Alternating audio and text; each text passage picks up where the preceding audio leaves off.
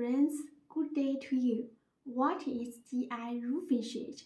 GI roofing sheet is a roofing material made from galvanized iron GI, which is a type of steel that has been coated with a layer of zinc to protect it from corrosion.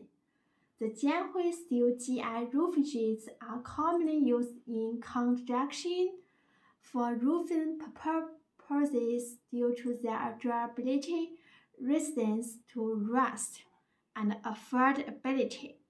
GI roofing sheets are often preferred for their ability to withstand harsh weather conditions and provide long-lasting protection for buildings.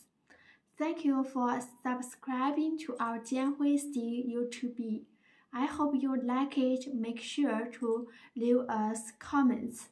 If there's something that you would like to see differently, or if you can't really enjoy it, let us think and get back to you well. Bye. See you next time.